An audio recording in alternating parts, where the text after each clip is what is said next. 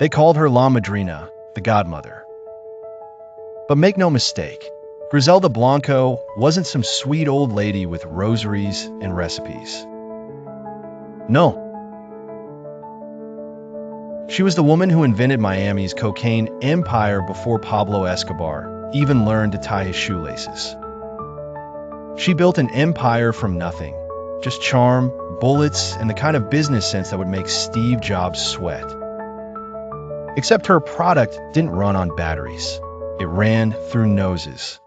In the 1970s, America's disco balls were spinning, and so were the dollar bills.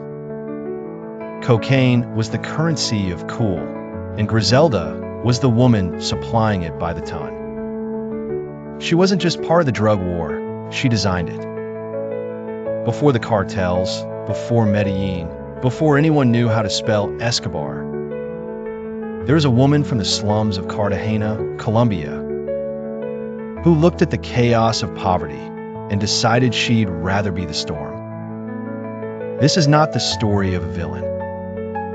It's the story of a survivor who built an empire out of blood and brilliance, and paid for it with everything. Welcome to the rise and fall of Griselda Blanco, the cocaine godmother. Griselda Blanco was born in Cartagena in 1943, a time when Colombia was bleeding from every direction. Civil war, corruption, poverty. The kind of place where being born poor was a death sentence, unless you learn how to cheat death early. Her mother, Ana Lucia, was a sex worker who spent her nights chasing pesos and her days chasing hangovers. Little Griselda watched, learned, and hated. She hated the men. She hated the noise. She hated being powerless. By age 6, she was picking pockets in the market. By 9, she kidnapped a rich neighbor's kid for ransom. When the parents refused to pay, she shot the boy in the head. 9 years old, and already fluent in violence. Now, no one's sure if that story is completely true. But like all legends, the truth didn't matter, the fear did. And Griselda understood fear better than anyone. She ran away to Medellin, the city of hustlers. There, she sold cigarettes, forged passports, and occasionally stole wallets off corpses. By her teens, she'd carve a reputation, dangerous, clever, and completely unpredictable. At 21, she married Carlos Trujillo, a small-time criminal with big dreams and smaller brains. Together they ran scams, smuggling rings, and counterfeit operations.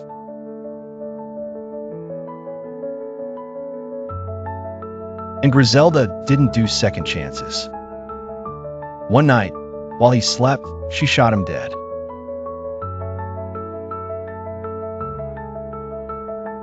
And took her first breath of real power. By the time the police found the body, Griselda was already gone, a ghost heading north.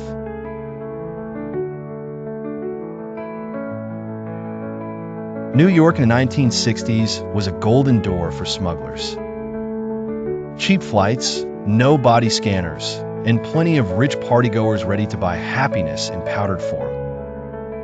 It was here that Griselda met Alberto Bravo, a suave Colombian businessman with a side hustle in smuggling. He was smooth, charming, a little too confident, perfect. Together, they formed one of the first international cocaine networks. Cocaine hidden in bras, girdles, and baby diapers. Yes, baby diapers. You could say Griselda practically mothered the cocaine industry. They brought in kilos disguised as couture. And while customs agents were busy checking for weed, she was flying literal fortunes in her handbags. Within years, her operation was moving hundreds of kilos a month. The profits were biblical. And the parties? Even more sinful. Mansions, yachts, diamonds, luxury cars, all paid in cash. She was the queen of a kingdom no one knew existed. But success came with noise. The DEA began to notice the powder trail. Raids, arrests, informants. Griselda fled back to Colombia before the heat caught her. In Bogota, rumors started that her husband, Alberto, was stealing money. They met one night in a parking lot under flickering yellow lights. Words were exchanged. Bullets were too. When it was over, Alberto lay dead.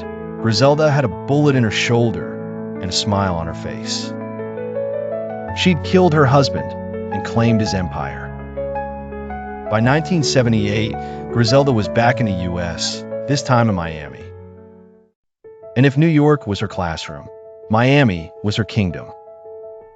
The city was melting under cocaine. Money piled faster than cops could count. She opened nightclubs, laundered millions, and ruled the streets through sheer terror. Her enemies feared her. Her followers adored her. And her rivals, well, they just disappeared. People said she could order a hit between bites of breakfast. That she once killed a man for touching her son's sandwich. That her hitmen were paid in Rolexes. And that every bullet that flew through Miami's humid air was fired in her name. They weren't exaggerating. Griselda pioneered a new method of assassination, drive-by motorcycle shootings. Quick, efficient, personal. She called it business mobility. The cops called it terror. Miami newspapers began calling her the Black Widow. The DEA called her La Madrina. Everyone else called her ma'am. By the early 80s, Griselda was worth over $2 billion. That's right, billion. She lived like royalty, even naming one of her sons Michael Corleone after the Godfather. Because of course she did. But cocaine doesn't forgive. It only feeds. And as Miami's body count rose, so did her paranoia. She trusted no one, not lovers, not children, not even her own reflection. Every night, she slept with a machine gun beside her bed. Every morning, she prayed to the Virgin Mary, then ordered another hit. The woman who built Miami's cocaine boom was slowly being devoured by her own creation. By 1985, the DEA had had enough. They launched Operation Banshee, a multi-agency strike to take down the Queen. One morning in Irvine, California, agents surrounded her house. Griselda opened the door in a bathrobe, lit a cigarette, and said, "I was wondering when you'd catch up." She was arrested without resistance. No gunfire, no chasse. Just a smirk that said she'd already planned her comeback. In prison, she ruled again, quietly. She bribed guards, ran operations through coded letters, and maintained control. The empire didn't vanish. It just went underground. But power fades faster than loyalty. Her sons were murdered one by one, in vendettas, deals gone wrong, or for simply carrying her name. The woman who had built her empire on fear was now surrounded by ghosts. When she was finally released in 2004, she returned to Medellin. Old, tired, and forgotten. The new cartels barely knew her. The world had moved on. And yet, the streets never forget their queen. On September 3rd, 2012, Griselda walked out of a butcher shop. Two men pulled up on a motorcycle. One pulled the trigger. A single bullet to the head. She collapsed instantly, blood mixing with the dust of her city. The method? Her own invention, the drive-by motorcycle hit.